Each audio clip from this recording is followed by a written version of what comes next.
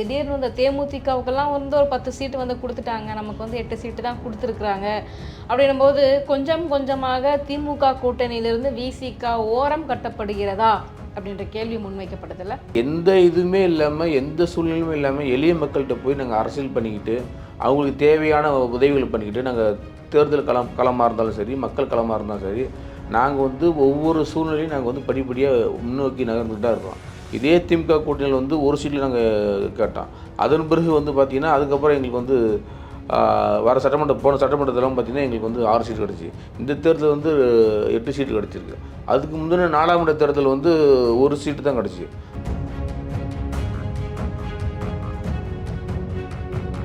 தாவேக்கால் வந்து நிறைய அழைப்பு வந்துச்சு கூட்டணியில் சேர சொல்லி அப்படின்ற மாதிரி விஷயங்கள் கேள்விப்பட்டோம்.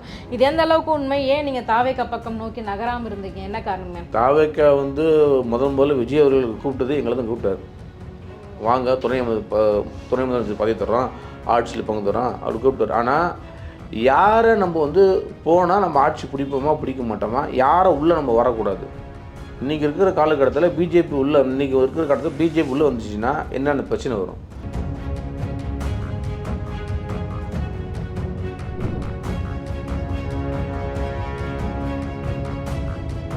ஒரு குறிப்பிட்ட சமூகத்துக்கான தலைவராக மட்டும்தான் நீங்கள் இருக்கீங்க? அப்படி கிடையாது. எல்லா மக்களுக்கான தலைவர் எங்கள் தலைவர். ஏழை எளிய மக்களுக்கான தலைவர் தான். ஏன்னா இப்போ ஒடுக்கப்பட்ட மக்களுக்கான தலைவர் எங்கள் தலைவர் தான். இஸ்லாமியர்களுக்கான தலைவர் எங்கள் தலைவர் தான். கிறிஸ்துவர்களுக்கான தலைவர் எங்கள் தலைவர் தான். நாங்கள் எந்த போராட்டம் விட்டு கொடுத்தோம்?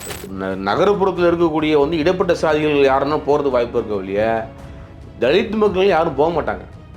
ஏன்னா அவெல்லாம் வந்து அம்பேத்கரை வந்து பின்பற்றக்கூடியவன், அவெல்லாம் பெரியாரை பின்பற்றக்கூடியவன், அவெல்லாம் மார்க்சியத்தை பின்பற்றக்கூடியவர்கள், அவங்களாம் யாரும் போக மாட்டாங்க. ஸோ நகரப்புறங்கள் அவங்களுடைய வாழ்வாதாரத்தை நோக்கி அவங்க காய் நகரத்துக்காக அவங்களுக்குன்னு ஒரு அரசு தேடணுன்றதுக்காக அவங்க போவாங்க. ஆனால் கிராமப்புறங்களில் அதுவும் குறிப்பாக தலித் மக்கள் அந்த யாரும் போனதில்லை.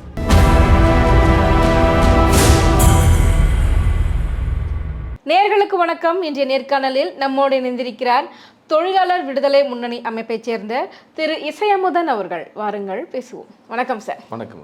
அரசியல் சூழ்நிலை எப்படி பார்க்குறீங்க? எப்படி போயிட்டு இருக்கு? தேர்தல் பிரச்சாரம் எல்லாம் எந்த அளவுக்கு இருக்கு விசிகாவில்? தேர்தல் பொறுத்த வரைக்கும் எங்களுடைய கட்சியில் வந்து மிக சிறப்பாக செயல்பட்டு இருக்கு. நாங்கள் கிடச்சது எங்களுக்கு 8 தொகுதி இருந்தாலும் கூட எங்கள் 8 தொகுதியில் வந்து கிராமத்தில் இருக்கக்கூடிய இருந்தாலும் சரி, நகரப்பூர்வமாக இருந்தாலும் சரி, எல்லா இடங்களிலும் வந்து எங்களுடைய வேட்பாளர்களும் சரி, எங்களுக்கு தொண்டர்களும் சரி, எல்லா பொதுமக்கள்கிட்டையுமே பேசி அவங்கள்ட்ட அணுகி அண்ணன் தளபதி அவர்கள் செய்த சாதனைகளை அதுவாக இருக்கட்டும், எங்களுடைய தலைவர்கள் வந்து நாடாளுமன்றத்தில் பேசின பேச்சுகளாக இருக்கட்டும், அங்கே தொகுதியில் இருக்கக்கூடிய மக்கள் பிரச்சனையாக இருக்கட்டும், எல்லாமே எடுத்துரைச்சி பேசி நாங்கள் அது சிறப்பாக கொண்டுட்டு போயிட்டுருக்கிறோம். சார், இப்போ தேர்தல் களம் அப்படின்னு பார்த்தீங்க அப்படின்னா நிறைய கட்சிகள் வந்துட்டு காம்படிஷனில் இருக்கிறாங்க அப்படின்னு தான் சொல்லணும். முதல்ல திமுக வெர்சஸ் அதிமுக அப்படி இருந்த களம் மாறி இன்றைக்கி 4 முனை போட்டியாக வந்துட்டு செயல்பட்டுக்கிட்டு இருக்குது. இது வந்து எந்த அளவுக்கு உங்களுக்கு ஒரு நெருக்கடியை வந்து ஏற்படுத்தியிருக்கு சார் இந்த தேர்தல்? இல்லை, எங்களுக்கு வந்து எந்த நெருக்கடியும் ஏற்படுத்தலை. திமுக கூட்டத்தில் இருக்கக்கூடிய எந்த கட்சிகளுக்குமே நெருக்கடி ஏற்படுத்தலை. திமுக உதயமான அப்போ வந்து அதிமுக உதயமானுச்சு. அதிமுக உதயமானது அப்போ வந்து மதிமுக உதயமானுச்சு. மதிமுக உதயமானப்போ அப்போ வந்து பாமக உதயமானுச்சு. பாமக உதயமானப்போ அதுக்கப்புறம் கேப்டன் உதயம் பண்ணார். அதன் பிறகு சீமா அண்ணன் உதயம் பண்ணார். அதன் பிறகு இப்போ நடிகர் விஜய் உதயம் இருக்கார். அதனால் வந்து அவங்கவுங்க அந்தந்த தேர்தல் சமயத்தில் இப்படி ஒரு புதிய கட்சியில் வரும், புதிய கட்சியில் போவோம். அதனால் வந்து எங்களுக்கு எந்த நெருக்கடி எந்த சூழலும் எங்களுக்கு இதுவரை வந்ததில்லை. அது நாங்கள் அதெல்லாம் தாண்டி தான் நாங்கள் போயிட்டுருக்கிறோம், அரசியல் பண்ணிட்டு தான் இருக்கிறோம். எங்களுக்கு எந்த நெருக்கடி சூழலும் எங்களுக்கு கிடையாது. இப்போ பொதுவாகவே பார்த்தீங்க அப்படின்னா அந்த சீட் ஷேரிங் அப்போ வந்து திருமாவளவன் வந்துட்டு ரொம்பவுமே ஒரு சங்கடத்தில் தான் இருந்தார் அப்படின்னு சொல்லணும். ஏன்னா வந்து திடீர்னு இந்த தேமுதிகவுக்கெல்லாம் வந்து ஒரு 10 சீட்டு வந்து கொடுத்துட்டாங்க, நமக்கு வந்து 8 சீட்டு தான் கொடுத்துருக்குறாங்க அப்படின்னும்போது கொஞ்சம் கொஞ்சமாக திமுக கூட்டணியிலிருந்து விசிக ஓரம் கட்டப்படுகிறதா அப்படின்ற கேள்வி முன்வைக்கப்படுதில்ல. இல்லை, நாங்கள் வந்து ஓரம் கட்டப்படலை, நாங்கள் வளர்ச்சி நோக்கி தான் போயிருக்கிறோம். என்ன காரணம்னா, கலைஞர் வந்து கட்சி ஆரம்பிக்கிறதுக்கு வந்து அவருக்கு திரைப்பெண்ணின்னு இருந்துச்சு, கதாசிரியர் ஒரு பெண்ணின்னு இருந்துச்சு. அதேமாதிரி வந்து எம்ஜிஆர் கட்சி ஆரம்பிக்கிறது அவர் நடிகர் ஒரு பிம்பம் ஒன்று இருந்துச்சு. அதே போல் வந்து நம்ம சீமான் அவர்கள் கட்சி ஆரம்பிக்கும் போது ஒரு திரைக்கதை இயக்குனர் ஒரு இது இருந்துச்சு. அது விஜய் ஒரு கட்சி ஆரம்பிக்கும் போது கூட ஒரு திரைநடிகர் ஒரு இருந்துச்சு. அதேமாரி வந்து விஜயகாந்த் அவர்கள் கட்சி ஆரம்பிக்கும் போது ஒரு திரைநடிகர் இருந்துச்சு. ஆனால் நாங்கள் எந்த இதுவுமே இல்லாமல் எந்த சூழ்நிலையுமே இல்லாமல் எளிய மக்கள்கிட்ட போய் நாங்கள் அரசியல் பண்ணிக்கிட்டு அவங்களுக்கு தேவையான உதவிகள் பண்ணிக்கிட்டு நாங்கள் தேர்தல் களமாக இருந்தாலும் சரி, மக்கள் களமாக இருந்தாலும் சரி, நாங்கள் வந்து ஒவ்வொரு சூழ்நிலையும் நாங்கள் வந்து படிப்படியாக முன்னோக்கி நகர்ந்துக்கிட்டு தான் இருக்கோம். இதே திமுக கூட்டணியில் வந்து ஒரு சீட்டில் நாங்கள் கேட்டோம். அதன் பிறகு வந்து பார்த்திங்கன்னா அதுக்கப்புறம் எங்களுக்கு வந்து வர போன சட்டமன்றத்திலாம் பார்த்திங்கன்னா எங்களுக்கு வந்து 6 சீட்டு கிடச்சி. இந்த தேர்தல் வந்து 8 சீட்டு கிடச்சிருக்கு. அதுக்கு முந்தின நாடாளுமன்ற தேர்தல் வந்து 1 சீட்டு தான் கிடச்சி. அதன் பிறகு இப்போ 2 சீட்டு கிடச்சிருக்கு. இது எல்லாம் நாங்கள் பார்க்குற பொழுது இது எங்களுக்கு எல்லாமே இது வளர்ச்சி நோக்கி தான் போதே ஒழிய வளர்ச்சி கீழ் நோக்கி எங்களுக்கு போகல. எங்களுக்கு வளர்ச்சி நோக்கி தான் நாங்கள் போகிறோம். இன்னும் எத்தனை நாட்களுக்கு இந்த மாதிரி 1 சீட் 2 சீட்டு நம்ம களம் கண்டுட்டு இருக்கிறது? எப்போ தனிச்சு நிற்கிற மாதிரி ஒரு ஐடியாவில் இருக்கீங்க? இல்லை, இன்றைக்கி வந்து தமிழ்நாட்டை பொறுத்தளவுக்கு வந்து திமுக அதிமுக அதுக்கப்புறம் விடுதலை சிறுத்தைகள் இவங்களுக்கு மட்டும்தான் 234 தொகுதிகளிலும் பூத் ஏஜென்ட் போடக்கூடிய வலிமையான ஒரு ஆட்கள் இருக்கிறாங்க. வேறு எந்த கட்சியுமே கிடையாது. இப்போ 4 முனை போட்டி இருக்கலாம், 5 முனை போட்டிருக்கலாம். இல்லை திடீர்னு வந்து ஒருத்தர் வந்து இந்த பகுதியில் ஒரு பகுதி லீடராக இருப்பார், ஒருத்தர் இந்த பகுதி லீடராக இருப்பார். ஆனால் விடுதலை சிறுத்தைகள் பொறுத்தளவுக்கு 234 தொகுதியிலும் நாங்கள் வந்து முகர்வல் வச்சுக்கிறோம், வாக்காளர் முகர்வல் வச்சுக்கிறோம், பூத் ஏஜென்ட் வச்சுக்கிறோம். நாங்கள் அதுக்குன்னு தனி ஒரு மாநாடே நாங்கள் நடத்துகிறோம். நாங்கள் அதனால் வந்து எங்களுக்கு வந்து இந்த தேர்தல் எங்களுக்கு வந்து ஒரு பாடமாக இருக்கலாம். ஆனால் போக போக நாங்கள் மாறிக்குவோம். அதில் எந்த மாற்று கருத்தும் கிடையாது. ஸோ தனித்து போட்டி அப்படிங்கிறது என்னைக்காவது யோசிச்சிருக்கீங்களா? அதை பற்றின ஒரு ஐடியா, ஒரு சிந்தனை வந்திருக்கா? நாங்கள் தனித்து போட்டிட்டு இருக்கிறோமே. உள்ளாட்சி தேர்தலில் வந்து நாங்கள் தனித்து போட்டிட்டு நாங்கள் வெற்றி பெற்றுக்கிறோமே. நாங்கள் தனித்து போட்டிடாமலும் கிடையாது. நாங்கள் உள்ளாட்சி தேர்தலில் வந்து தனித்து போட்டிட்டு இருக்கிறோம், நாங்கள் வெற்றி பெற்றுக்கிறோம். அது இப்போ நாங்கள் சட்டமன்றத்தில் நாங்கள் போட்டிடல, அதுக்கப்புறம் நாடாளுமன்றத்தில் போட்டிடல. ஏன் நாங்கள் வந்து அடுத்து நாங்கள் வாய்ப்பு கிடைக்கும் போது அதுக்கான எங்கள் தலைவர் என்ன முடிவு எடுக்கிறோம் அதை நோக்கி நாங்கள் கையில் நகர்த்துவோம். இப்போ காங்கிரஸ் பார்த்தீங்க அப்படின்னா எங்களுக்கு ஆட்சியிலையும் பங்கு வேணும், அதிகாரத்திலையும் பங்கு வேணும் அப்படின்னு சொல்லிட்டு பயங்கரமாக சீட் ஷேரிங் அப்போ பயங்கரமான ஒரு பிரச்சனையெல்லாம் கிளப்பி, இல்லைன்னா நாங்கள் வந்து தாவேகா பக்கம் போயிடுவோம் கொஞ்சம் மாதிரி அடம்பிடிச்சு அந்த மாதிரி ஒரு சீட்டை வந்து வாங்கினாங்க. அந்த அளவுக்கு கூட திரும்ப அவர்கள் வந்துட்டு தனக்கான ஒரு அதிகாரமும் ஆட்சியும் வேணும் அப்படின்ற மாதிரி எதுவும் கேட்கவே இல்லை, கொடுக்கறத வாங்கிக்கிறாரு. என்ன காரணம்? அப்படி கிடையாது, கொடுக்கறது நான் வாங்கவே கிடையாது. ஆட்சியிலும் பங்கு அதிகாரத்திலும் பங்கு இந்த முழக்கத்தை வந்து தமிழ்நாட்டில் வந்து பேசுறது எங்களோட தலைவர் அவர் தான். நாங்கள் வந்து வேறு எந்த கட்சியுமே பேசலை. ஆட்சியிலும் பங்கு அதிகாரத்திலும் பங்கு சொன்னது நாங்கள் தான். மத்தியில் கூட்டாட்சி, மாநிலத்திலேருந்து சுயாட்சி அப்படின்னு சொன்னதே நாங்கள் தான். நாங்கள் வந்து எங்களுக்கு போன தடவை வந்து 6 சீட்டு கொடுத்துட்டாங்க, இந்த தடவை நாங்களுக்கு 4 சீட்டு கொடுக்கல. போன தடவை எங்களுக்கு 6 கொடுத்தாங்க, இந்த தடவை நாங்கள் 8 வாங்கிட்டோம். நாங்கள் 2 சீட்டு அதிகமாக கிடைச்சதே நீங்கள் வெற்றியாக பார்க்குறீங்களா? அப்படி வெற்றி அப்படி கிடையாதுங்க. இது எங்கள் வளர்ச்சி தான் நாங்கள் பார்க்குறோம், வெற்றியாக நாங்கள் பார்க்கல. இது வந்து எங்களுக்கு வந்து வளர்ச்சி தான் நாங்கள் பார்க்குறோம். இது எங்களுடைய வளர்ச்சி. 6 வாங்கினா இப்போ வந்து நாங்கள் வந்து இப்போ 8 வாங்க எங்களுடைய வளர்ச்சி. அடுத்தது நாங்கள் மேல் நோக்கி நகருவோம், அவ்வளோதான். இதில் வந்து வேறு கருத்து எதுவுமே முரண்பாடு எதுவுமே கிடையாது. ஸோ ஆட்சியிலும் அதிகாரத்திலும் பங்கு அப்படிங்கிறத முதல் முழக்கமாக நீங்கள் எடுத்தீங்க. அந்த முழக்கமானது இப்போ எந்த அளவுக்கு எதை நோக்கி போய்கிட்டு இருக்கு சார்? ஓகேன்ற மாதிரி காம்ப்ரமைஸ் பண்ணிக்கிட்டீங்களா இந்த முழக்கத்தை? ஆட்சியிலும் பங்கு அதிகாரத்திலும் தான் நாங்கள் பேசணும். ஆனால் கண்டிப்பாக நாங்கள் வந்து அதிகாரத்தில் நாங்கள் பங்கு பெற்றோம். உள்ளாட்சி தேர்தலில் வந்து இதே கலைஞர்களிடம் வந்து எங்களுக்கு வந்து நிறைய இடத்துல வந்து எங்களுக்கு பேரூராட்சி தலைவர் கொடுத்தாங்க, ஒன்றிய பெருந்தலைவர் கொடுத்துருக்குறாங்க, அதே போல் வந்து நகராட்சி தலைவர் கொடுத்தாங்க. அதே போல் வந்து அண்ணன் தளபதியார் ஆட்சி காலத்தில் வந்து எங்களுக்கு வந்து துணை மேயர் கொடுத்தாங்க. அதே வந்து எங்களுக்கு வந்து டிஸ்ட்ரிக்ட் சேர்மன் கொடுத்தாங்க, ஒன்றிய சேர்மன் கொடுத்துருக்குறாங்க. எல்லா இடத்துலையும் பகிர்ந்துருக்குறோம், நாங்கள் இல்லைன்னு சொல்ல. அதேமாரி நாங்கள் எங்களுக்கு என்ன ஒரு வாய்ப்பு வராமல் இருக்குன்னா அமைச்சரவை எதுவும் பங்கு கிடைக்கல. அது ஒன்று தான் எங்களுக்கு பங்கு கிடைக்கல வழியா. அதுக்கான நேரமும் காலமும் கணியும். அது நான் இப்போ சொல்லி ஒன்றும் ஆக போகிறது கிடையாது. காலம்தான் அதுக்கு பதில் சொல்லணும். இன்னொரு பக்கம் பார்த்தீங்க அப்படின்னா உங்களுக்கு தாவேகாவில் வந்து நிறைய அழைப்பு வந்துச்சு கூட்டணியில் சேர சொல்லி அப்படின்ற மாதிரி விஷயங்கள் கேள்விப்பட்டோம். இது எந்த அளவுக்கு உண்மை? ஏன் நீங்கள் தாவேகா பக்கம் நோக்கி நகராமல் இருந்தீங்க? என்ன காரணம்? தாவேகா வந்து முதல்ல விஜய் அவர்களுக்கு கூப்பிட்டது எங்களை தான் கூப்பிட்டார். வாங்க துணை முதலமைச்சர் பதவி தர்றோம், ஆட்சியில் பங்கு தரோம் அப்படி கூப்பிட்டார். ஆனால் யாரை நம்ம வந்து போனால் நம்ம ஆட்சி பிடிப்போமா பிடிக்க மாட்டோமா, யாரை உள்ளே நம்ம வரக்கூடாது. இன்றைக்கி இருக்கிற காலகட்டத்தில் பிஜேபி இன்றைக்கி இருக்கிற காலத்தில் பிஜேபி உள்ளே வந்துச்சுன்னா என்னென்ன பிரச்சனை வரும், அதை நாங்கள் மென்ஷன் பண்ணி தான் நாங்கள் விஜயோட நாங்கள் சேரல. மற்றபடி எங்களுக்கும் விஜய்க்கும் எந்த பிரச்சனையுமே கிடையாது. ஓகே, இப்போ என்ன பார்த்தீங்க அப்படின்னா விஜய் அவர்கள் வந்து திமுகவை எதிர்க்கிற மாதிரி பாஜகவை தானே எதிர்க்கிறாரு. அவர் எங்களுக்கு கொள்கை ரீதியான எதிரின்னு தானே சொல்கிறாங்க. இன்றைக்கி தாங்க அவர் விஜய் வந்து ஜோசப் விஜய்ன்னு சொல்லியிருக்காரு. இது வந்து சொல்லவே இல்லையே. அப்படி சொன்னவர் ஏன் ஒரு தொகுதி நிற்க வேண்டியது, ஏன் 2 தொகுதி நிற்கிறாரு? ஒரு தொகுதி நிற்க வேண்டியதானே, ஏன் 2 தொகுதி நிற்கிறாரு? இன்றைக்கி தான் தெரிஞ்சிச்சா ஜோசப் விஜய்? இன்றைக்கி தான் தெரிஞ்சா? ஏன் திரைப்படத்தில் வந்து போட வந்தானே ஜோசப் விஜய் போட வந்தானே? ஏன் வந்து இளைய தளபதினு போகிறாங்க? ஜோசப் விஜய்னு போட்டுக்கலாமே. இன்றைக்கி தான் அவர் மத அடையாளம் கண்டுச்சா? இன்றைக்கி தான் அவர் சாதி அடையாளம் கண்டுச்சா? அது வந்து அதே நமக்கு வேடிக்கையாக தானே இருக்குது. இப்படி இந்த பார்வை இருக்கும்போது நாங்கள் எப்படி அவரை பற்றி பேச முடியும்? நாங்கள் எப்படி அவர் கூட சேர முடியும்? நாங்கள் வந்து சாதியை கடந்து மதங்களை கடந்து தான் நாங்கள் கூட்டணி வச்சுருக்கிறோம். அதுக்கு தான் எங்களுடைய கூட்டணி பெரிய மதசாரப்பற்ற முற்போக்கு கூட்டணி தானே. சாதியை கடந்து மதங்களை கடந்து மொழியை கடந்து நாங்கள் ஒன்று சேரோம், அவ்வளோதான். எங்களுக்கு கூட்ட வேண்டிய மூலக்கருவு அதுதானே. ஸோ சாதி மதங்களை கடந்து நீங்கள்லாம் ஒற்றுமையாக இருக்கிறீங்க அப்படின்னும் போது தமிழகத்தில் இந்த சாதி மத ஏற்றத்தாழ்வுகள் இல்லை அப்படின்னு நினைக்கிறீங்களா சார்? சாதி ஏற்றத்தாழ்வு வந்து இருக்குது, ஆனால் அந்தந்த தனி மனிதன்ட்டு தான் இருக்குது. இப்போ விசி காட்டுறது வந்து என்னென்னா சாதி ஒழிப்ப மக்கள் விடுதலை ஒரு கொள்கை. திமுக நீங்கள் பார்த்தீங்கன்னா சமூக நல்லிணக்கம் அப்படின்னு அண்ணன் கட்சி ஆரம்பிக்கும் போது, அப்போ ஒவ்வொருத்திலும் ஒவ்வொரு இந்த இயக்கம் ஆரம்பிக்கும் போது, ஆனால் திமுக இயக்கம் ஆரம்பிக்கும் போது, விசிகா இருக்கும்போது சாதி ஒழிப்பு பற்றி தான் வந்து முன்னிறுத்தி இயக்கங்க ஆரம்பிச்சிருக்காங்க. ஆனால் எங்கே ஒரு மூலையில் வந்து யாரோ ஒரு நபர் ஒருத்தர் சொல்கிறத பற்றி அது வந்து சாதியத்தை கொண்டு போக முடியாதுல்ல. ஆமாம். ஸோ எங்கே ஒரு மூலையில் தான் நடக்குது அப்படின்னு நினைக்கிறீங்களா சார்? இந்த 2026லையுமே பார்த்தீங்கன்னா கோயிலுக்குள்ளெலாம் வரக்கூடாதுன்னு சொல்கிறாங்க. இன்னும் பட்டியலின மக்களுக்கு ஒரு சுடுகாடு கூட இல்லைன்ற மாதிரியான பேச்சுக்கள் இருக்குது. கண்டிப்பாக நியூஸ் பேப்பர்லாம் பார்த்துருப்பீங்க. ஊரை சுற்றி எடுத்துகிட்டு போகிறாங்க, ஆற்ற கந்து எடுத்துகிட்டு போகிறாங்க, புதைக்கிறதுக்கு இடம் இல்லை, எரிக்கிறதுக்கு இடம் இல்லை அப்படின்ற மாதிரி. இன்னும் அந்த நிலை எப்போ தான் மாறப்போகுது? அது நீ சொல்கிறது உண்மை தான். சில இடத்துல வந்து ஆற்றை கடந்து இப்போ உடல் எடுத்துகிட்டு போகிறது உண்மை தான். ஆனால் அந்த தகவல்லாம் கிடச்சி நாங்கள் போய் கள ஆய்வு செஞ்சு அந்த எங்கெங்கே வந்து தரிசு நிலங்கள் கிடக்கு, எங்கெங்கே பஞ்சம் நிலங்கள்லாம் கிடக்கு, அந்த இடத்துல எங்களுக்கு தேவையான இடத்துல வந்து நாங்கள் வந்து தாசில்தார்கிட்ட சொல்லியோ இல்லை மாவட்ட ஆட்சியர் மனு கொடுத்து நாங்கள் உள்ளபடி அதை நாங்கள் வந்து ரெக்கவர் பண்ணி கொடுத்துட்டு தான் இருக்கோம். நிறைய இடத்துல வந்து இப்போ எங்கள் தலைவர் வந்து சமுதாய நலக்கூடம் கட்டி கொடுத்துருக்காரு. நிறைய இடத்துல வந்து அந்த இந்த இறந்து போனவங்களுக்கு வந்து அந்த காரியம் செய்யக்கூடிய அந்த தகன மாடி அது நிறைய இடத்துல பண்ணி கொடுத்துருக்காரு. கண்டிப்பாக நாங்கள் பண்ணிட்டு தான் இருக்கோம். அது நாங்கள் வந்து பின்வாங்கவே இல்லை, நாங்கள் பண்ணிட்டு தான் கிடக்கிறோம்.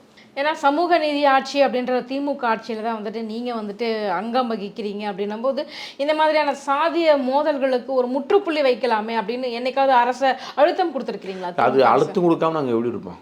நாங்கள் ஒவ்வொரு தடையும் வந்து ஏதாவது ஒரு சாதி ரீதியான ஒரு பிரச்சனை வந்துச்சுன்னா அது ஒரு போராட்டம் நடத்திட்டு தான் இருக்கிறோம். சாதி ரீதியான ஏதாவது வந்து ஒரு வன்கொடுமை நடந்துச்சுன்னா அதுக்கு நாங்கள் அழுத்தம் கொடுத்துட்டு தான் இருக்கிறோம்.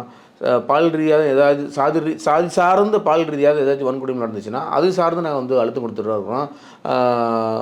போராட்டம் நடத்துகிறோம், நாங்கள் ஆர்ப்பாட்டம் நடத்துகிறோம். அதே போல் வந்து தமிழ்நாடு முதலமைச்சர் சந்தித்து நாங்கள் அது எல்லாம் மனு கொடுத்துருக்குறோம். சில நிகழ்வுலாம் நாங்கள் வந்து சரி பண்ணியிருக்கிறோம். நாங்கள் சரி பண்ணாமன்னா இல்லை, சரி கண்டிப்பாக பண்ணியிருக்கிறோம். அது எந்த மாற்று கருத்தும் கிடையாது. அப்போ நான் திரும்பவும் இந்த கேள்விக்கே வரேன். நான் என்ன அப்படின்னா அந்த வேங்கை வயல் பிரச்சனை எல்லாம் எடுத்துக்கோங்க. மேல்பாதி கிராமத்தில் வந்துட்டு பட்டியலின மக்கள் வந்து உள்ள நுழையக்கூடாது, நாங்குநேரி சம்பவம் ஆகட்டும், இன்னும் சொல்லப்படாத நிறைய விஷயங்கள் வந்து நடந்துக்கிட்டு தான் இருக்குது. அப்படின்னும் போது எந்த அளவுக்கு இதுக்கான தீர்வுகள் என்ன அப்படின்றது தானே மக்கள் உங்களை நோக்கி கேட்குற கேள்வியாக இருக்குது. அப்படி என்ன இது என்ன முக்கியமான விஷயம்னா, இன்றைக்கி வேங்கை வயல் சம்பவங்கிறது ரொம்ப பெரிய விஷயமா இருக்குது. இதற்கு முன்னாடி திருச்சி மாவட்டத்தில் திண்ணியத்தில் ஒரு பெரிய வன்கொடுமை நடந்துச்சு. ஒரு மலத்தை வந்து ஒரு மனிதனே ஒரு மலத்தை திருடா அப்படின்னு சொல்லி ஒரு சம்பவம் நடந்திருக்கு. அன்றைக்கி நாங்கள் திருச்சியில் கிட்டத்தட்ட வந்து ஒரு 5 லட்சம் பேர் திரட்டி ஒரு 20 வருஷத்துக்கு முன்னாடி சம்பவம் சொல்கிறேன். நான் இன்றைக்கி நடத்த முடியல, 20 வருஷத்துக்கு முன்னாடி ஒரு சம்பவத்தை 5 லட்சம் பேர் திரட்டி நாங்கள் வந்து பேரணி நடத்தி அவங்க யாருன்னு சொல்லி அவங்களுக்கு வந்து நாங்கள் வந்து கைது செய்யப்பட்டிருக்காங்க, குற்றவாளி கைது செய்யப்பட்டிருக்காங்க. அதேமாரி வந்து இதே வந்து பாப்பாப்பட்டி கீரிப்பட்டிலாம் வந்து வேட்பாளர் நிற்க முடியாத சூழ்நிலை இருந்துச்சு. அதையே நாங்கள் வந்து எதிர்த்து பேசி தான் நாங்கள் வந்து பாப்பாப்பட்டி கீரிப்பட்டியில் வந்து இன்றைக்கி ஒரு தலித் ஒரு பஞ்சாயத்து தலைவராக இருக்கிறோம். எங்கள் தலைவர் வந்து சட்டமன்றத்தில் எழுந்துச்சு நின்னா கூட பாப்பாப்பட்டி கீரிப்பட்டி அப்படின்னு கொஞ்சம் விமர்சனம் பண்ணக்கூடிய அமைச்சர் கூட இருந்தாங்க. அதெல்லாம் நாங்கள் பொருட்படுத்தாமல் பாப்பாப்பட்டி கீரிப்பட்டிக்குன்னு வந்து நாங்கள் பேசி போராடி இன்றைக்கி வந்து ஒரு தலித் வந்து ஒருத்த பஞ்சாயத்து தலைவர் இருக்காருன்னா அதுக்கு எங்களோட தலைவர் தான் காரணம். ஒவ்வொரு நாளும் ஒவ்வொரு சட்டசபை கூட்டினா கூட எழுந்துச்சு நின்னா பாப்பாப்பட்டி கீரிப்பட்டி அப்படி தான் பேசுவார். அப்படி ஒவ்வொரு நாளும் குரல் கொடுத்து தான் நாங்கள் வந்து உசிலம்பட்டி பகுதியில் வந்து அந்த நாங்கள் பஞ்சாயத்து தலைவராக நீ தலித் இருக்காரு. அதேமாரி வந்து திண்ணியத்தில் அந்த இது நடந்திருக்கு, வேங்கவேல் பிரச்சனை நடந்திருக்கு.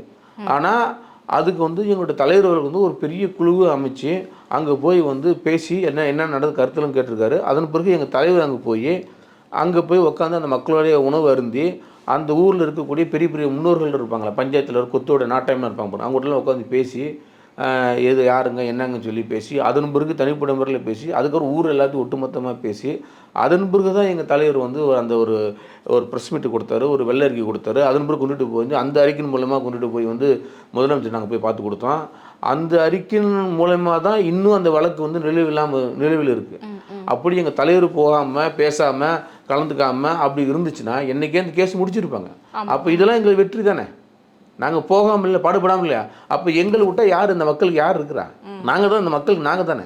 எங்களுடைய தலைவர்கள் இந்த மக்களுக்கு யார் இருக்கிறா? அப்போ வந்து நீங்கள் ஒரு சமூகத்துக்கான தலைவராக தான் நீங்கள் இருக்கீங்களா? ஒரு குறிப்பிட்ட சமூகத்துக்கான தலைவராக மட்டும்தான் நீங்கள் இருக்கீங்க? அப்படி கிடையாது. எல்லா மக்களுக்கான தலைவர் எங்கள் தலைவர், ஏழை எளிய மக்களுக்கான தலைவர் தான். ஏன்னா இப்போ ஒடுக்கப்பட்ட மக்களுக்கான தலைவர் எங்கள் தலைவர் தான், இஸ்லாமியர்களுக்கான தலைவர் எங்கள் தலைவர் தான், கிறிஸ்துவர்களுக்கான தலைவர் எங்கள் தலைவர் தான். நாங்கள் எந்த போராட்டம் விட்டு கொடுத்தோம்? ஓபிசி மாணவர்கள் நாங்கள் விட்டு கொடுத்தோமா, இல்லை வேற எந்த இதுக்கு நாங்கள் விட்டு எதுக்குமே இந்த மக்கள் எனக்கு வேண்டாம் இதுவரை எங்கள் தலைவர் நின்றதே கிடையாது. இந்த மக்கள் தான் வேணும் எங்கள் தலைவர் சொல்றதே கிடையாது. எனக்கு எல்லாரும் வேணும், எல்லாரும் ஒன்று தான். நாங்கள் சமத்துவத்தை நாங்கள் விரும்புகிறோம். நாங்கள் வந்து சாதி ஒழிப்பு மக்கள் விட தான் அதை நோக்கி தான் நம்ம பயணம் நாங்கள் செய்கிறோம். அதனால் வந்து எங்களுக்கு வந்து எனக்கு இந்த சாதி வேணும் இந்த சாதி வேணும்னு சொல்ல, எங்களுக்கு எல்லாரும் அண்ணன் தம்பி தான், எல்லாரும் உறவுகள் தான், எல்லாரும் எங்களுக்கு வேணும் தான். எங்கே வன்கொடுமை நடந்தாலும் அந்த வன்கொடுமை கண்டிக்கிறோம். ஒரு தலித் பகுதி வன்கொடுமை நடந்தாலும் அங்கே கண்டிக்கிறோம். இதே ஒரு ஓபிசியோ எம்பிசியோ இருக்கக்கூடிய இடத்துல வன்கொடுமை நடந்தால் அந்த இடத்துல நாங்கள் கண்டிக்கிறோம், போராட்டம் நடத்துக்கிறோம், ஆர்ப்பாட்டம் நடத்திருக்கிறோம். தலித்துக்கு மட்டும் நாங்கள் போராட்டம் ஆர்ப்பாட்டம் நடத்தலை, ஓபிசிக்கு நாங்கள் வந்து ஆர்ப்பாட்டம் நடத்துக்கிறோம், எம்பிசிக்கு நாங்கள் வந்து ஆர்ப்பாட்டம் பண்ணி போராட்டம் பண்ணி பல வெற்றி நாங்கள் கண்டிருக்கிறோமே, இல்லாமல் இல்லையே. ஆனால் ஒரு குறிப்பிட்ட ஒரு சாதிக்கான தலைவராக மட்டும்தானே திருமாவளவன் வந்து அறியப்படுறார். நாளைக்கு எங்கேயோ ஒரு இடத்துல வந்து பட்டியலின மக்களுக்கு வந்து பாதிப்பு ஏற்பட்டுச்சுன்னா திருமாவளவன் போனாரா, அவர் பேசினாரா, அவர் என்ன அது வந்து அவங்க பார்க்குற பார்வை. அது ஒரு சாதிக்கு அடிபட்டுச்சுன்னா ஒரு சாதித்து பார்க்குறாங்கன்னா அவருடைய மனநிலை எப்படி இருக்குது, எங்களுடைய மனநிலை எப்படி இல்லை, எங்களுடைய மனநிலை விரிஞ்சு கிடக்கு. ஆனால் தான் நாங்கள் போய் டெல்லியில் போய் ஏதோ போராட்டம் நடந்தால் டெல்லியில் போய் நாங்கள் போய் கலந்துக்கிறோம். அங்கே இருக்கிற மாணவர்கள் பிரச்சனை நடந்துச்சுன்னா நாங்கள் போய் மாணவர்கள் பிரச்சனை நாங்கள் போய் நாங்கள் கடந்து பேசியிருக்கிறோம். அதனால் அவங்கவுங்க இந்த சும்மா 4 ரூமில் உட்காந்துட்டு பேசுகிறவங்க சும்மா நான் ஒரு வெள்ளை சட்டை போட்டுட்டு ஏதாச்சும் குறை சொல்கிறவங்க சொல்லிட்டு தான் இருப்பாங்க. ஆனால் நாங்கள் அப்படி கிடையாது. இந்தியா முழுக்கல உலக அளவில் நாங்கள் பண்ணோம். நாங்கள் இப்போ வந்து உலக நாட்டில் நடக்கிற போர்லாம் பற்றி நாங்கள் தான் முதல்ல ஆர்ப்பாட்டம் நடத்தினோம். இங்கே யாரும் ஆர்ப்பாட்டம் நடத்தினாங்களா? நாங்கள் தானே பண்ணோம். இப்போ இளைஞர்கள் நடக்கிற தமிழ் தேசியவாதிக்கு யாருக்கு முதல் குரல் கொடுத்தா? இயக்கங்கள் குரல் கொடுத்துச்சு, தமிழ் தேசிய இயக்கங்கள் குரல் கொடுத்துச்சு. கட்சி முறையில் யார் முதல் குரல் கொடுத்தா? நாங்கள் தானே கொடுத்தோம். அப்போ நாங்கள் வந்து நாடு விட்டு நாடு நாங்கள் அரசியல் செய்கிறோம். இந்த மொழியை நேசிக்கக்கூடிய யாராலும் சரி, இந்த மொழியை நேசிக்கக்கூடியவர்கள் எல்லாருக்கும் நாங்கள் குரல் கொடுத்துட்டு தான் இருக்கோம். நாங்கள் அவங்களுக்கு வாழ்வாதாரம் என்ன, அவங்களுடைய தேவைகள் என்ன அப்படின்னு வந்து தமிழ் தேசியத்தை முதல்ல கொண்டுட்டு போனதே நாங்கள் தானே. தமிழ் தேசியம்ங்கிறது சொல்லாடலே முதல்ல உருவாக்குனது யார்? தமிழ்நாட்டில் நாங்கள் தான், வேறு யாரும் கிடையாது. அது எந்த மாற்றம் எதுவுமே கிடையாது. அதனால் வந்து ஒரு குறுகிய மனப்பான்மை உள்ளவங்க மட்டும் தான் இவர் இந்த சாதிக்கான தலைவர் அப்படின்னு பார்க்குறவங்க பார்வை. ஆனால் இன்னும் வெகுஜனங்கள் என்ன நினைக்கிறாங்கன்னா இன்னும் அவர் நல்லா தான் பார்த்துருக்காரு அப்படி தான் நினச்சிருக்காரு. ஏன்னா என்னென்னா இப்போ நீங்கள் தமிழ் தேசியம் அப்படின்ற வார்த்தையை வந்து உருவாக்குனதே நாங்கள் தான் அப்படின்ற மாதிரி நீங்கள் சொல்லியிருக்கீங்க. நீங்கள் தான் முதல்ல கையில் எடுத்தேன்னு சொல்லியிருக்கீங்க. இப்போ பார்த்தீங்க அப்படின்னா தமிழ் தேசியத்தை வைத்தே வந்துட்டு அரசியல் செய்து கொண்டிருப்பவர் சீமான் அவர்கள். உங்களுடைய அந்த கொள்கை தமிழ் தேசியத்திலிருந்து விலகி நீங்கள் திராவிடத்தை வந்து பிடிச்சிக்க ஆரம்பிச்சிட்டிங்களா? திராவிடத்தை நோக்கி பயணம் பண்ண ஆரம்பிச்சிட்டிங்களா? உங்கள் தமிழ் தேசிய உணர்வு என்ன ஆச்சு? நாங்கள் தமிழ் தேசியத்தை பற்றி பேசாமல் வேறு யாருங்க பேச போகிறா? நாங்கள் தாங்க இப்போ பேசிகிட்டு இருக்கிறோம். நாங்கள் என்றைக்கு பேசலை. நாங்கள் அண்ணன் அண்ணனுக்கே வந்து நம்ம வந்து இது அரும்பாகத்தில் ஒரு வாய்ப்பு ஒரு மாநாடு நடத்தும் போது வந்து தானாத்தூரில் ஒரு மாநாடு நடத்துகிறோம். அந்த வாய்ப்பில் அண்ணன் சீமான் அவர்களுக்கு நாங்கள் ஒரு வாய்ப்பு கொடுத்தோமே. நாங்கள் வாய்ப்பு கொடுத்தோன்னா அண்ணன் சீமான் அவர்கள் இந்த இப்படி தமிழ் தேசத்தை பற்றி இன்னும் ரொம்ப ஆர்வமாக இருந்தார் அண்ணன். நாங்கள் தான் பேசிட்டு இருக்கிறோம், வேறு யார் பேசுகிறா? தமிழ் தேசியம் அப்படி எடுத்துட்டாலும் சீமான் அப்படின்ற அளவுக்கு இன்னைக்கு கொண்டு வந்து நிறுத்திட்டாரு அவரு. அது அண்ணன் வந்து அது மட்டும் தான் பேசுகிறாரு, அதனால உங்களுக்கு அப்படி தெரியுது.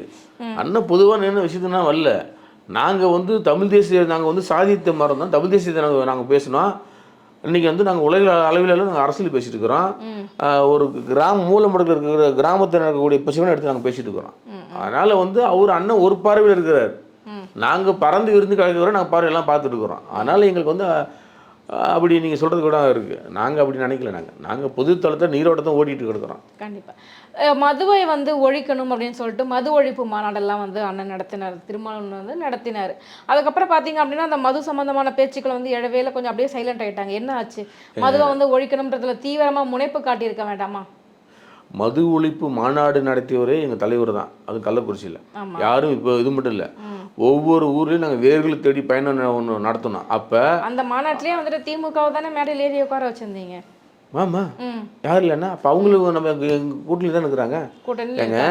திமுக வந்து ஆட்சி தாங்க செய்யுது, ஆட்சியில் இருக்காங்க. அதுதான் மது கடைகள் அவ்வளோதான். அதுதான் சொல்கிறேன். ஆமாம், படிப்படியே குறைச்சிட்டு தானே வராங்க, குறைக்காம இல்லையே. முன்ன இருந்த வந்து நிலை இப்போ இருக்கா? குறைச்சிட்டு தானே வராங்க. தேர்தல் அறிக்கையிலேயே வந்து படிப்படியாக குறைக்கிறோம் அப்படின்னு சொன்னாங்க. அப்படி நிறைய இடத்துல குறைச்சிருக்காங்கன்னு நினைக்கிறீங்களா சார்? என்ன குறைக்கிறாங்க? நீங்கள் வந்து அந்த நீங்கள் லிஸ்ட் எடுத்து நீங்கள் பாருங்கள், குறைச்சிட்டு தான் வராங்க. அவங்க வந்து மறுபடியும் உற்பத்தி பண்ணிகிட்டே போகிற குறைச்சிட்டு தான் வராங்க. அது எந்த மாற்று கருத்தும் கிடையாது. ஆமாம். ஸோ மது ஒழிப்பு வந்து படிப்படியாக குறைஞ்சிருக்கு தமிழ்நாட்டில், இதை நீங்கள் வந்து ஏற்றுக்கிறீங்க? இல்லை, மது குடிப்பவர்கள் வந்து அதிகமாக இருக்கிறாங்க இல்லையா நமக்கு தெரியாது. ஆனால் மது கடைகளை வந்து கொஞ்சம் கொஞ்சம் வந்து குறைச்சிட்டே வராங்க. அது எனக்கு நல்லா கன்ஃபார்மாக தெரியும். கன்ஃபார்மாக தெரியும். ஆமாம். நீங்கள் எந்த ஏரியா சார்? உங்கள் ஏரியாவில் எவ்வளோ மதுக்கடைகள் வந்து ஒழிச்சிருக்காங்க சார்? எந்த ஏரியாவில்? இப்போ எங்கள் ஊரில் இப்போ நான் இருக்கிறது வந்து திருமாந்துறை என்னோடய ஊர். அந்த ஊரில் வந்து முன்னே தொழுதூரில் ஒரு ஒயின் ஷாப் இருந்துச்சு. ஒயின் ஷாப் தூக்கிட்டாங்க. அதுக்கப்புறம் பார்த்தீங்கன்னா ஆடுதூரில் ஊர் இருந்துச்சு. ஆடுதூரில் மட்டும் தான் ஒரு ஒயின் ஷாப், அந்த ஒயின் ஷாப் தூக்கிட்டாங்க. அதுக்கப்புறம் பார்த்தா எங்கள் ஊர்லேருந்து கிட்டத்தட்ட 25 கிலோமீட்டர் போகணும் சரக்கு. இன்னைக்கு வந்து ஒரு கோட்டரை 25 கிலோமீட்டர் போகணும். ஒழிச்சிருக்காங்களே. 2 கிலோமீட்டர் இருந்த கடையை தூக்கி இருக்கிறாங்க. இந்தாண்ட ஒரு 4 கிலோமீட்டர் கடையை தூக்கி இருக்காங்க. அதுக்கப்புறம் இறையூரில் ஒரு கடை இருந்துச்சு, அந்த கடையை தூக்கி 3 கடை தூக்கிருக்காங்க. 4 மூலையில் இருக்கக்கூடிய 3 கடை தூக்கிருக்காங்களே. அப்போ அந்த பகுதியில் இருக்கக்கூடிய மக்கள் போய் போராடணும். இப்போ என் ஊரில் வந்து நான் போராடி இருக்கேன்ல, நான் போராட்டம் வந்து எங்கள் ஊரில் ஆடுதூரில் ஒரு ஒயின் ஷாப் வந்து தூக்கிட்டோம்ல. இப்போ திட்டோடி படம் ஒரு கடை, அங்கே தான் கடை இருக்குது. அப்போ வந்து தொழுதூரில் ஒரு கடை இருந்துச்சு, அந்த கடையை நான் தூக்கி இருக்கிறோம்ல. அரசு எடுத்துருக்காங்க, போராட்டம் பண்ணி எடுத்துருக்குல்ல. அப்போ இறையூரில் ஒரு ஒயின் ஷாப் இருந்துச்சு, அது எடுத்துருக்குல்ல. அப்போ அந்த பகுதியில் இருக்கக்கூடிய மக்களும் அது விரும்பினது. எங்களுக்கு சாராய கடை வேணும்னு சொல்லி நம்ம அரசில் ஒரு கோரிக்கை கொடுக்கணும், இல்லை ஒரு போராட்டம் கொடுக்கணும், இல்லை ஒரு மனு கொடுக்கணும். எதுவுமே இல்லாமல் எங்களுக்கெல்லாம் வேணாங்க அப்படின்னு தான். அப்போ காசுமா மட்டும் எல்லாம் வந்துருமா? சும்மா வராதுல்ல சார். இன்றைய காலகட்டத்தில் பார்த்தீங்க அப்படின்னா தாவேகா வந்து நிறைய இளைஞர்களை வந்து தன் பக்கம் இழுத்துக்கிட்டாங்க. நிறைய இளைஞர்கள் வந்து அவரை நோக்கி போகிறாங்க அப்படின்னு சொல்லியிருக்காங்க. ஸோ விசிகாவில் இருக்கக்கூடிய இளைஞர்களும் வந்துட்டு மடைமாற்றம் செய்யப்பட்டிருக்கிறார்களா? அப்படி எதுவும் இளைஞர்கள் உங்கள் கட்சியிலேருந்து தாவேகாவில் போய் இணையணும், அந்த மாதிரி புதுசாக மாற்றம் தேடி போகணும் அப்படின்ற மாதிரி முனைப்பு காட்டி கொண்டு இருக்கிறார்களா? உங்களுக்கான அந்த இளைஞர் பட்டாளம் அப்படியே இருக்கா? இளைஞர்கள் பட்டாளம் எங்கள் கட்சியில் மட்டும்தான் இருக்குது, வேறு எந்த கட்சியில் இருக்குது? தாவேகா அதெல்லாம் வந்து ரசிகர்கள் கூட்டம். ரசிகர்கள் கூட்டம் அது வந்து இளைஞர்கள் கூட்டம் கிடையாது, அது ரசிகர்கள் கூட்டம். எங்கள் கட்சியில் இருக்கிறவங்க வந்து எங்கள் கொள்கைகளை ஏற்றுக்கொண்டு, எங்கள் தலைவரை ஏற்றுக்கொண்டு, புரட்சியாளர் அம்பேத்கரை ஏற்றுக்கொண்டு, மார்க்சியத்தை ஏற்றுக்கொண்டு, பெரியார் சின்னர்களை ஏற்றுக்கொண்டு நாங்கள் இருக்கிறோம்.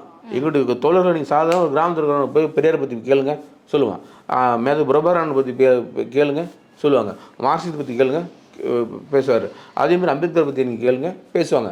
அதனால் வந்து அவங்களாம் நாங்களும் கொள்கை கோட்பாடு நாங்கள் வாழ்ந்துட்டு இருக்கிறோம், நாங்கள் வந்து கடைப்பிடிச்சிட்டு இருக்கிறோம். அவங்க திரைப்பிணியில் இருக்கக்கூடிய நபர்களை பார்த்துக்கிட்டு சந்தோஷமாக இருக்கிறாங்க. அவங்களுக்கு நாங்கள் என்ன பண்ண முடியும்? எங்களுக்கும் தாவேக்காவுக்கும் எந்த பிரச்சனையும் கிடையாது. அதே மாதிரி எங்கள் கட்சி தோழர் ஒருத்தர் போனார், அவர் வெளியே வந்துட்டார். அன்றைக்கி காலையில் போனால் சாயந்தரம் வந்துட்டார். ஏன்னா அங்கே இருக்கிற எந்த தாவேக்காவுக்கு எந்த தலித்துகளுக்கு முன்னுரிமை கொடுத்துருக்காங்க? சாதியுமே இல்லைன்னாரு. அவரே வந்து பார்த்தீங்கன்னா அவர் போட்டி எடுத்த தொகுதியில் பார்த்தீங்கன்னா இந்தாண்ட கிறிஸ்தவருக்கு அதிகமாக இருக்கிற தொகுதியில் அவர் போட்டிக்கிறாரு. அந்தாண்ட வந்து அவர் சாதி சமூகம் அதிகமாக இருக்கிறது அவர் போட்டிக்கிறாரு. அது இதெல்லாம் நீங்கள் எங்கே போய் சொல்லுவீங்க? நீங்கள் அது அப்படி எடுத்துக்க முடியாது இல்லைங்க சார். என்ன காரணம் அப்படின்னா வந்துட்டு இப்போ எலெக்ஷனில் வந்துட்டு கூட்டணி பேச்சுவார்த்தையின் போது விசிகாவுக்கு வெறும் 8 தொகுதிகள் மட்டும்தான் கொடுக்கப்பட்டிருக்குது. நிறைய வந்துட்டு கொள்கையில வந்து சமரசம் பண்ணிட்டாரு. நாங்கள் சொன்னோம் உங்கள்கிட்ட, நாங்கள் 8 கோடி எங்களுக்கு போகுதுன்னு சொன்னோமா? நீங்கள் 100 கொடுத்தோம், நாங்கள் நிற்போம். நாங்கள் 230 தான் கொடுத்தோம், நாங்கள் இன்னும் நிற்போம். நாங்கள் சொன்னோம்மா கொடுக்கறத வந்து திரும்ப வந்து வாங்கி அப்படி யாருங்க சொன்னா? அந்த பார்வை தவறு. நான் क्वेश्चனை முடிச்சறேன். இல்ல மேடம், அந்த கட்சிகளுடைய புகாரே அப்பதானே இருந்தது. அத நீங்க பேசுனீங்களா? பல்வேறு தரப்புல இருந்தும் உங்களுக்கு அவ்வளவு ஆதரவு குரல் வந்துச்சு. வாய் இருக்கறோம் பேசத்தான் செய்வான், அதுக்கெல்லாம் கிடையாது. நாங்க போன தடவை நாங்க 6 நின்னா அத நாங்க 8 நின்னு நோக்கி இருக்கறோம். அடுத்த தடவை நாங்க 20 கூட நிப்போம், அடுத்த 30 கூட நிப்போம். நாங்க வந்து போய் டக்குன்னு கீழ போல, பின்னோக்கி போகல, நாங்க மேல் நோக்கி தான் நகர்றோம்.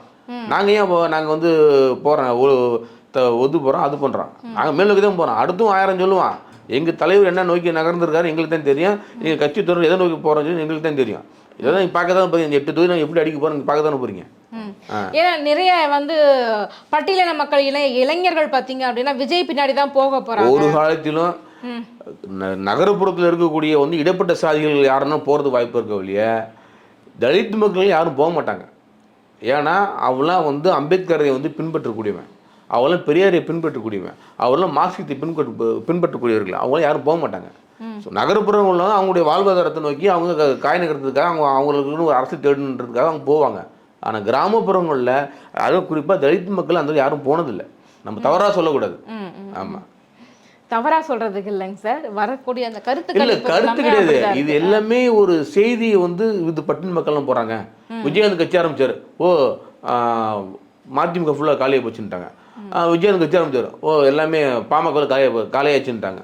அதன் பிறகு வந்து பாமக வந்து கிட்டத்தட்ட வந்து ஒரு 10 எம்எல்ஏ ஆகலையா, அதன் பிறகு வந்து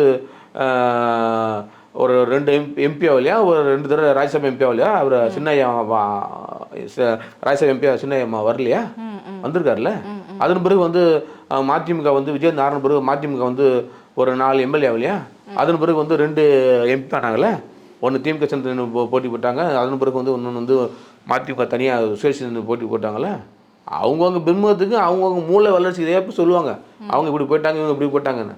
ஒரு வாசல் எப்படி வந்து நம்ம சாணம் தெரிச்சு போடுவாங்கமோ அந்த அளவுக்குலாம் அவங்க போட்டுக்குவாங்க. எங்களுக்குலாம் தெரியும், எங்கள் மக்கள் போகிறாங்களா போகலன்னு எங்களுக்கு தானே தெரியும். அதுதானே உண்மை. அதை ஏன்னா நான் அந்த இடத்துல இருந்து பார்க்குறேன். நான் இப்போ நீங்கள் செய்தி வந்துன்னா என்கிட்ட கேட்குறீங்க, ஆனால் நான் அந்த இடத்துல நின்று நான் பார்க்குறேன். என் மக்கள் போகிறானா, என் அண்ணன் தம்பி போகிறானா, என் மாமன் மச்சம் போகிறானா, என் உறவு போதா, என் சமுதாயம் போதா, என் மக்கள் போதா, எளிய மக்கள் போதா, ஏழை மக்கள் போதா, நான் பார்க்குறேன். நான் அவங்க பார்வைக்கு அவங்க நினச்சிக்கிறாங்க. ஏன்னா இந்த சமுதாயம் வந்து கிட்டத்தட்ட வந்து ஒரு 2 கோடி பேருக்கு மேலே இருக்கான் அந்த சமுதாயத்தில். அதனால ஆகணும் எவன் கட்சி ஆரம்பித்தாலும் இந்த பக்கம் திருப்பிடுவான். இடைப்பட்ட செயல் கட்சி ஆரம்பித்தாலும் தலித் திருப்புறான். எந்த நடிகர் கட்சி ஆரம்பித்தாலும் தலித் திருப்புறான். அவங்களுக்கு அதுதான் வேடிக்கை. அவன் சாதி வச்சு அவங்க அரசியல் செய்யணும். நாங்கள் சாதி வச்சு அரசியல் பண்ணல, நாங்கள் வந்து மக்கள் வச்சு மக்கள் பணிகள் வச்சு தான் நாங்கள் வந்து அரசியல் பண்ணுறோம். அதனால வந்து எங்களுக்கு அது ஒரு பெரிய விஷயமா தெரியல. அவர் யாரை போட்டு எவரனாலும் போட்டோம், பட்டியல மக்கள் அவர் பின்னாடி போகல, தலித்துகளும் யாரும் பின்னாடி போகல. அது எந்த மாற்று கருத்தும் இல்லை. அது வந்து நான்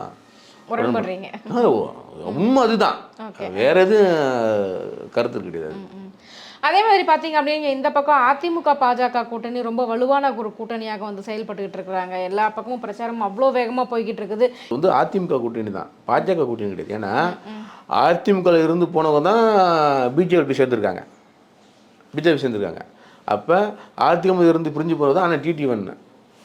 அதிமுக இருந்து பிரிஞ்சு போனவர் தான் இன்னும் ஒரு 2-3 கட்சிலாம் இருக்குது. அப்போ இது எல்லாம் சேர்ந்து தான் அவங்க நிற்கிறாங்க. இப்போது ஒருங்கிணைந்து அதிமுகன்னு சொல்லிக்கலாம். நீங்கள் அதிமுக கூட்டணிங்கிறதோட ஒருங்கிணைந்து அதிமுக அப்படின்னு தான் சொல்லிக்கலாம். அதனால் அது பிஜேபி கூட்டணி, இது வந்து அதிமுக கூட்டணி அப்படின்னு சொல்லாமல் ஒருங்கிணைந்து அதிமுக கூட்டணி அப்படி தான். அப்படி இருக்கும்போது பார்த்தீங்கன்னா அதிமுகவில் பார்த்தீங்கன்னா தேர்தல் பண்ணுறது கூட சரியான நபர்கள் கிடையாது. அண்ணன் எடப்பாடியாரும் இருக்கிறார், அதில் எந்த மாற்று கருத்தும் கிடையாது. அதுவும் பிஜேபியில் யாருமே இல்லை. அவங்க வந்து இப்போ தான் அண்ணாமலை அண்ணன் போகிறாரு நினைக்கிறேன், 2 நாளாக போகிறாரு நினைக்கிறேன். அது பிறகு அதிமுக யாரும் போகல. அந்த மார்க்கெட்டில் இருந்து நடிகை விந்தியா தான் இப்போது வந்து கத்திட்டு கிடக்குறாங்க, வேறு யாரும் இல்லை, அதிமுக பண்ணல. ஆனால் வந்து இங்கே பார்த்தீங்கன்னா பாருங்க, உதயநிதி போகிறாரு, அண்ணன் தளபதி அவர்கள் போகிறாங்க, அதே மாதிரி 2 கம்யூனிஸ்ட் கட்சி தலைவரும் போகிறாங்க, அதே மாதிரி பிரேமலதா விஜயகாந்தன் போகிறாங்க, எங்களுடைய மகத்தான் தலைவர் எழுச்சி தலைவரும் போகிறாங்க. எல்லா தொகுதியும் நாங்கள் போகிறோமே. அவங்க எங்கே போகிறாங்க? அவங்களுக்கு எங்கே பிரச்சனை பண்ணுறது யார் ஆள் இருக்கிறா? எந்த தலைவர் இருக்கிறாங்க? யாருமே இல்லையே. நாங்கள் 5-6 தலைவர் வச்சு நாங்கள் பிரச்சனை பண்ணிகிட்டு இருக்கிறோமே. எங்களுடைய கூட்டணி எல்லாம் அவ்வளோ வலுவாக தானே இருக்குது. போராட்டம்லாம் அவ்வளோ எழுச்சியாக இருக்குது. அவ்வளோ மக்கள் எல்லாம் ரொம்ப மனமகிழ்வாக இருக்கிறாங்களே. ஸோ மக்களுக்கிட்ட உங்களுக்கான வரவேற்பு வந்து ரொம்ப அமோகமாக இருக்குது. கண்டிப்பாக அதில் எந்த மாற்றமுமே கிடையாது. அமோகமாக இருக்கிறனால தான் நான் இவ்வளோ தரம் எழுச்சியாக நான் பேசுகிறேன். நம்ம இல்லைன்னா பேச முடியாதுல்ல. நம்ம எங்கள் கேள்விகளுக்கு ரொம்ப சிறப்பான பதில் சொன்னீங்க சார். ரொம்ப நன்றி. ரொம்ப நன்றி.